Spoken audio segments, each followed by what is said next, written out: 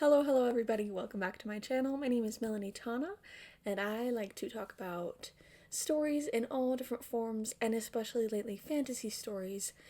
I appreciate books, movies, TV, video games, anything that has a good story. I like to talk about it. Lately I've been talking more about books, and more specifically I have been reading the Wheel of Time series lately. Wheel of Time is a 14, technically 15 book series of high fantasy written by Robert Jordan and completed by Brandon Sanderson.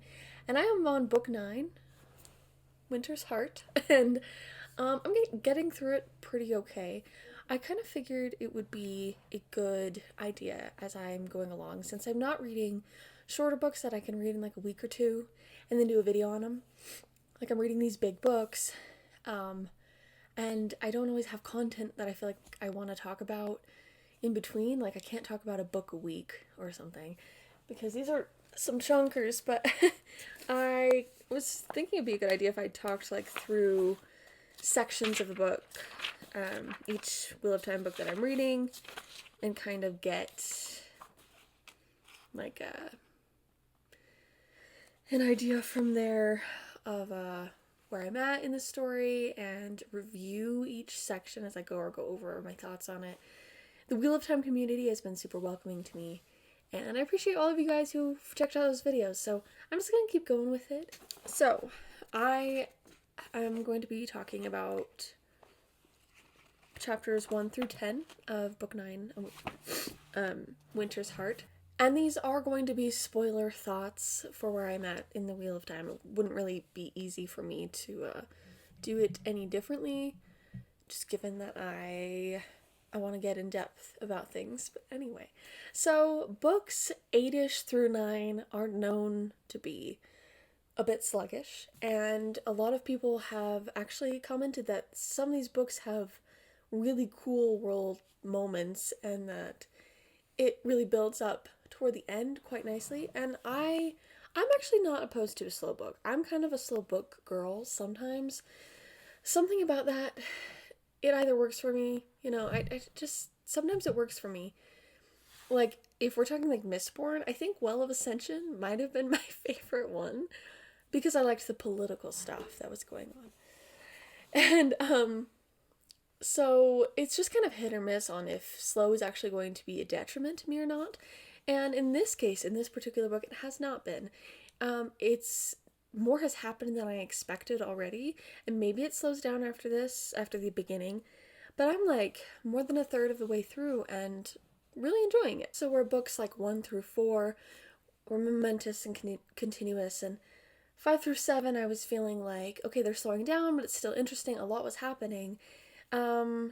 I think book 8 was the one I had the hardest time with. I still liked it, but it was slower, and if I look back, I'm like, oh, I don't remember it as well. But I have been annotating, starting with this book, book 9. You can see that I have like labels for people and things that are being mentioned as I tag them. And I thought it would be annoying to do that, but it's actually helped me appreciate things more and just slow down a bit more with it, without having to slow down my reading necessarily, because I don't always want to stop the momentum, but if I want to go back to a certain thing, it's really helpful for me to know where it is that I'm going back to it. So, chapters 1 through 10, what has happened? This is very loose. I don't really know if I'm going to remember everything. I'm going to watch this as I edit it and be like, oh, you forgot to mention that entire plotline. And that's okay. It opens, aside from the prologue, a lot with Elaine and her pre-queenly duties. She's back in Camelin, and she's trying to secure her place on the throne, as is her right in a way, and yet, there's still going to be the competition. And yeah, anyway, so there's some cool stuff there. Elaine and Aviendha, for a multitude of reasons, are very close. Aviendha is an Aiel, ex-maiden of the spear, now wise one in training, and Elaine is Elaine. And I have mixed feelings about her because of how she handles something that happens to Matt in book 7. If you guys know, I have issues with her. And she can be a bit annoying, but I don't mind her personality too much. I think the flaws written for the characters are fun, and the women interacting can be so annoyed with each other, and I find it entertaining. But Elaine and Amanda are both in love with Rand, and so they do this, what I didn't realize was a whole ceremony. So, in the Aiel community and culture, it's very confusing to wetlanders, people not of the Aiel, that they have this like sort of family setup and relationship structure, where if two women want to be married to the same man, they can be, and in just cases where they are very close and they are bonded, they are basically considered sisters, like first sisters, like there's no difference for them between that and like actual blood relationships. So it's pretty interesting that sort of to keep from hating each other and to maintain their bond as friends and allow them to be in love with Rand, they go through this ceremony. The wise ones do like perform this ceremony with actual weaves to bond these women as actual sisters ultimately. And I might be butchering it because I like have a hard time recalling and understanding culture specifications and terminology a lot of the time. But I thought it was really cool, the process and how I thought it was just like, okay, like you are bonded, you proclaim yourself as sisters. I didn't consider that it would take actual magical ceremony to bond them. And Amos stands in place as their mother. And they go through what is described as whatever the birthing process would feel like, but if you're an adult and you remember it, and they wake up in her arms and they're sisters and they feel that connection. And I just think it's really cool. And I also think it's really cool because Elaine is bonded to Brigitte, who is like a warrior fighter of legend, now stuck in the regular physical realm of things, as her warder. Brigitte is Elaine's warder, and Elaine is technically, now, officially, Green Aja Aes Sedai.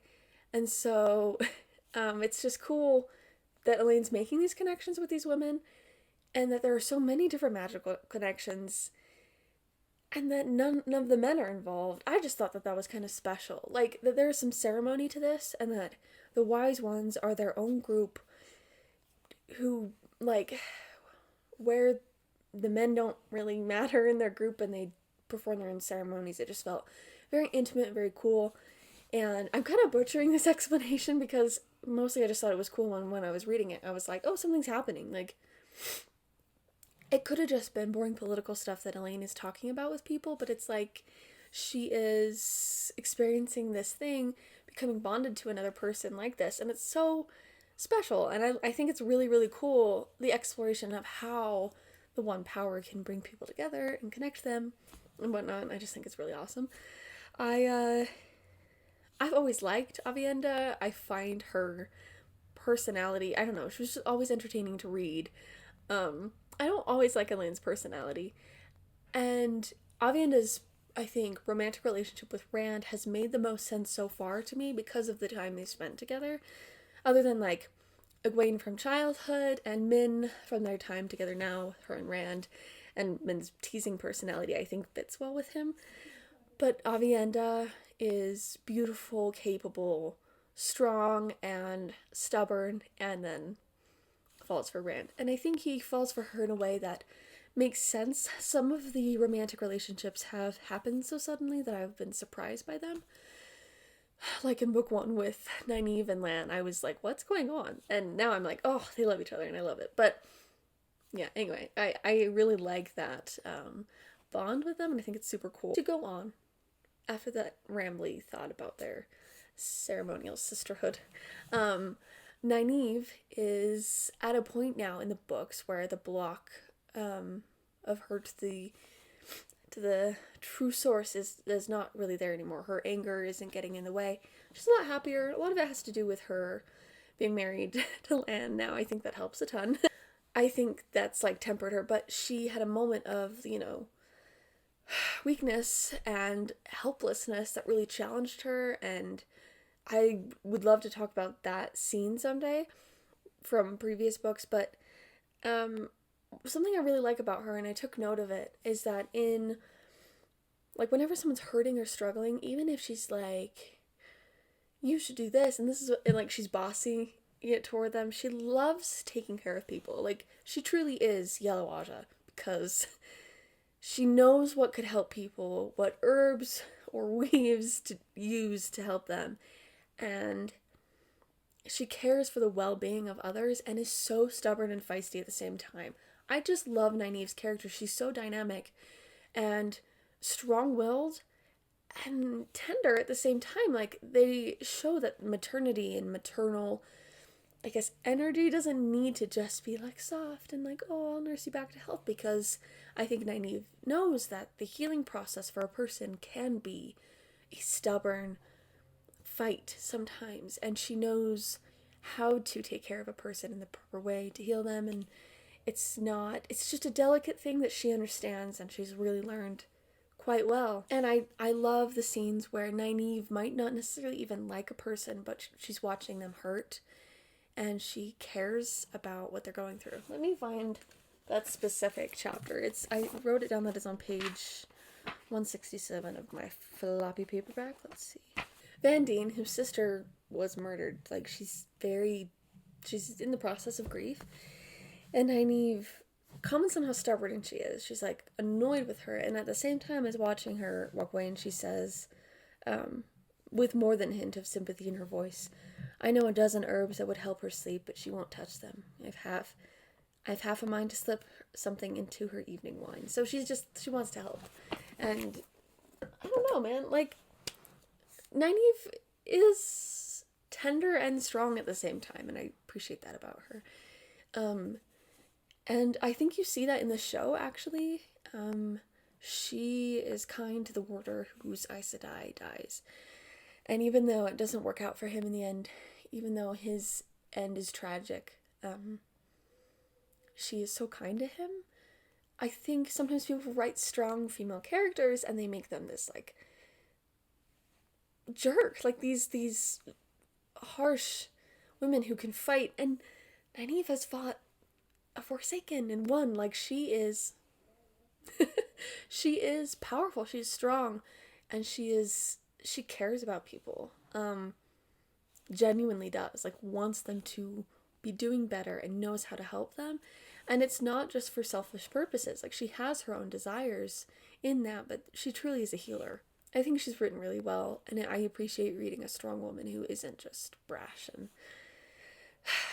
violent for the sake of it and skilled in ways. Like, she still has her flaws, and yet she's incredibly kind in a stubborn way. And she will help you, whether or not you want her to. On page 140, okay, we're moving on to this little tidbit where Perrin mentions, we're talking about I think it's six-toed prints in the ground of some kind of large creature. And he says the only thing he knows that has 6 toes are cats from the Two Rivers, and that he was surprised when he left the Two Rivers, his, like, hometown area, to discover that most cats outside of the Two Rivers have 5 toes. I don't know if that means anything. I don't know if we'll ever find out. And please don't spoil it for me. I will, if there's a thing, let me read on. But,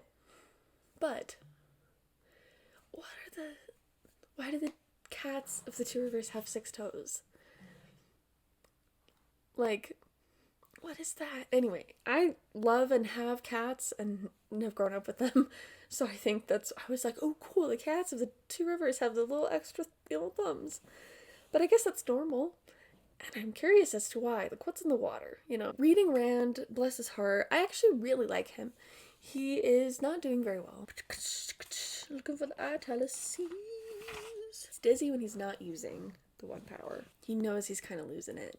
But I like Rand more than I thought I would. He is farm boy turned chosen one, but in a way where he takes up the mantle. It's not even like I feel like it could have just been this thing where he's like, I guess I'm the hero, but he does questionable things and he fails and he fights and he struggles and he's very isolated and people want to help him and he won't let them, and he doesn't know everything that's going on and neither does everyone else. Like, there's miscommunication and just stuff like that. And I just like these plot lines and what's being done with them, with him. Also, I don't know if we knew this earlier or not, but I didn't realize that the oath rod keeps you from aging at some point. Like using the oath rod and swearing the oaths as Aes Sedai makes, it just shortens the lifespan, the potential lifespan, I guess, of an Aes Sedai, because kinswomen who